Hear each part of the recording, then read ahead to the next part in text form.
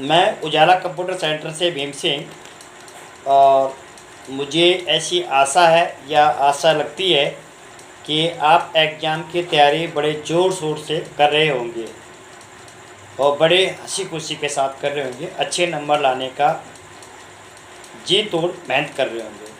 तो हम बात कर रहे हैं अध्याय नंबर 7, राजस्थान के नागरिकों के लिए डिजिटल सेवाएं।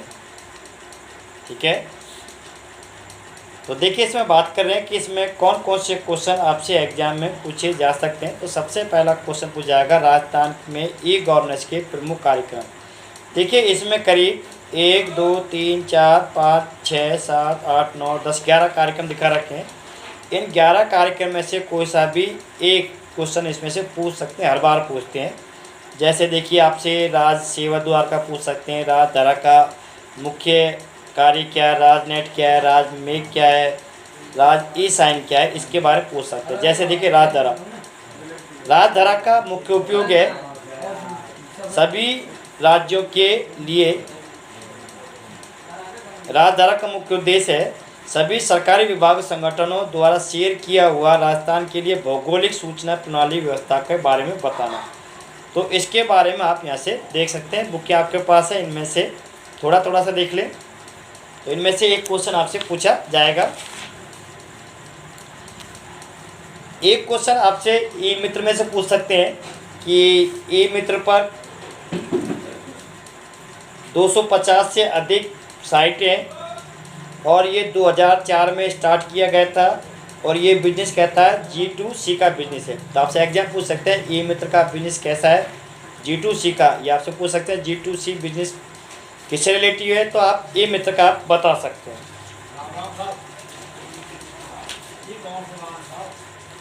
इसके बाद है राजस्थान जन आधार योजना।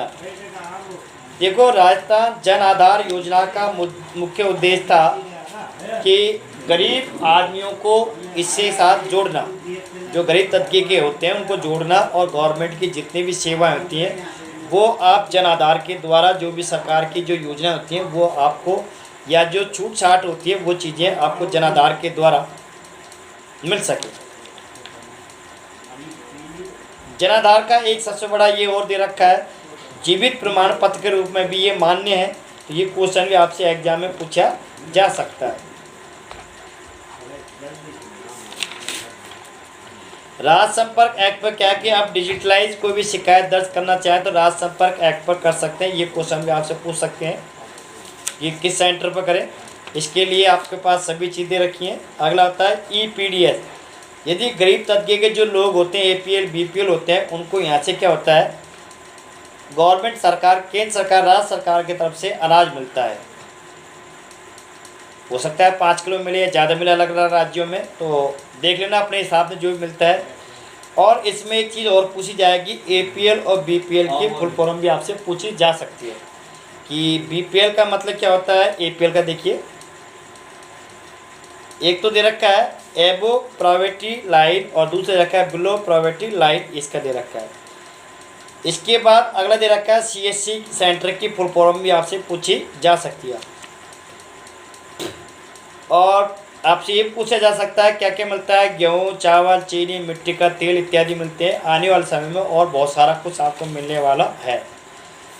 राजधारा ऐप का मतलब है कि आप गवर्नमेंटेड या प्राइवेट सेक्टर के जितने भी इन्वायरमेंट्स हैं, ये कह सकते हैं बिल्डिंग्स हैं, भौगोलिक व्यवस्था है, उसको आप राजधारा ऐप पर देख सकते हैं। आयुष्मान योजना, आयुष्मान योजना 1 सितंबर 2019 को चालू की गई थी। केंद्र सरकार राज्य सरकार की स्कीम है।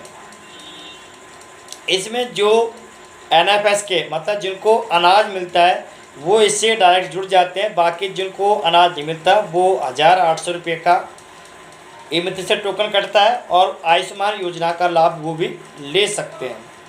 इसमें शायद हो सकता है 5-7 लाख रुपए की शायद है इसमें, और देख लेना आप जो भी है इसमें वो है, और आपको हॉस्पिटल में उसका बिल आपका भुगतान हो जाता है। तो आयुष्मान योजना का भी आपसे क्वेश्चन पूछा जा सकता है। इसमें कौन कौन शामिल होंगे, जिनका जन आधार में नाम जुड़ा हुआ है वो शामिल हो सकते हैं। लास्ट आता है रोजगार सृजन योजना। इसमें क्या है, इसका क्वेश्चन आपसे एग्जाम में पूछा नहीं जाता है भैया। देखिए, आप देखिए इसके क्वेश्चन देख लीजिए। निम्न में से कौन सा राजस्थान संपर्क ऐप का चरण नहीं है? देखिए कितना अच्छा क्वेश्चन है। अब मैंने आपसे डिस्कस करा था राज संपर्क ऐप, इसमें कह दिया कौन सा चरण नहीं है।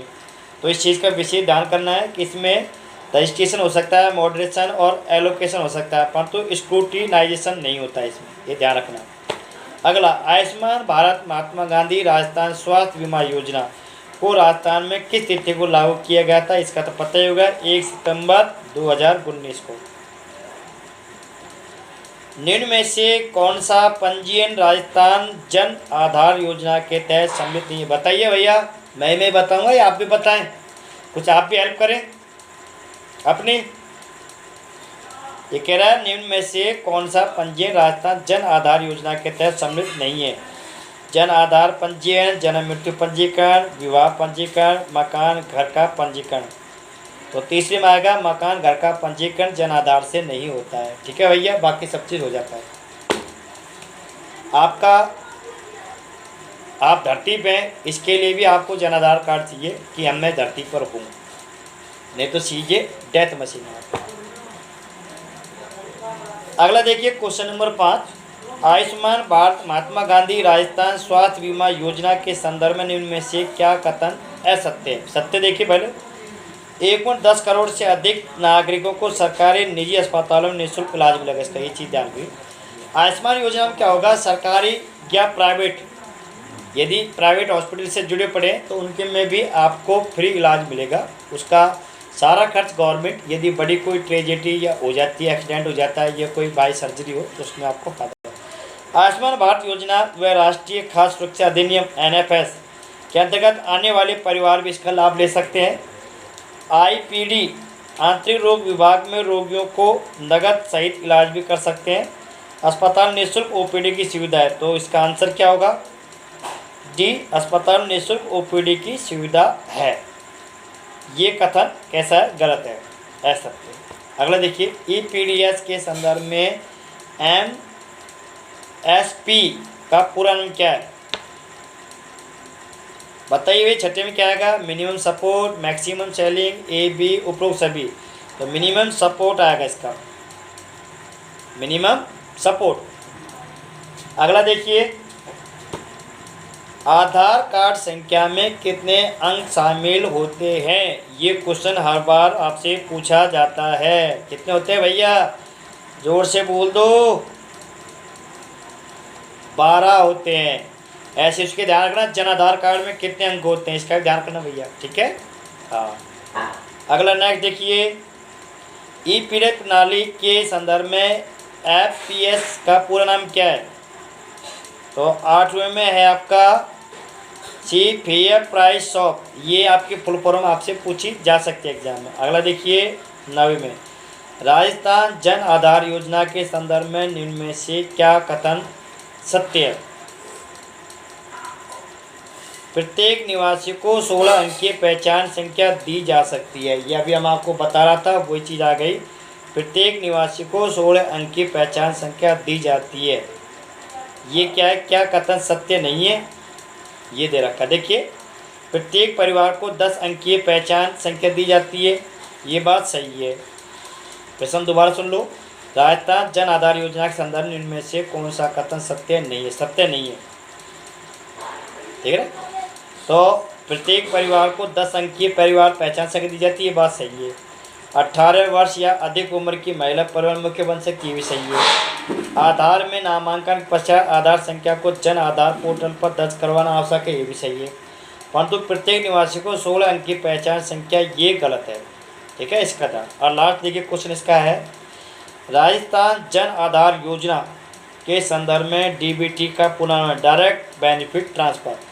इसका मतलब ये है कि सरकार कोई आपको सेवाएं स्कीम देती है तो आपके खाते में डायरेक्ट बेनिफिट आपको दे सकती है। तो इसके लिए 10वें दे रखा डायरेक्ट बेनिफिट ट्रांसफ़र। ये क्वेश्चन भी आप देख लेना। तो ये थे आपके लेसन नंबर 7 में आपने देखा राजस्थान के नागरिकों के लिए डिजिटल सेवा, और इनमें से ये क्वेश्चन आपके एग्जाम में आते हैं। आप अपने दोस्तों को भी बताएं कि उजाला कंप्यूटर चैनल पे जाएं और वहाँ से आप ये चीज़ें कर सकते हैं। आपके दोस्त अदर सेंटर के भी हों तो उनकी भी हेल्प हो जाए और अच्छे नंबर से वो पास हो जाए। इस चीज़ का विशेष ध्यान करना। कर भला तो हो भला।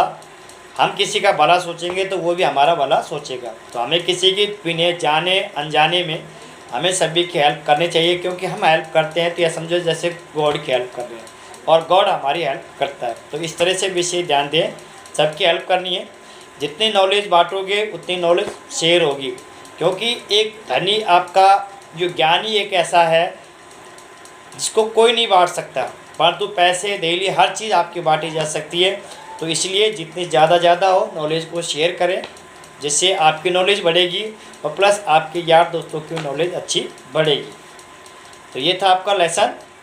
तो आज कितने काफ़ी है, बाकी हम कल डिस्कस करेंगे नेक्स्ट वीडियो में नेक्स्ट लेसन के साथ, अच्छी खट्टी मीठी बातों के साथ।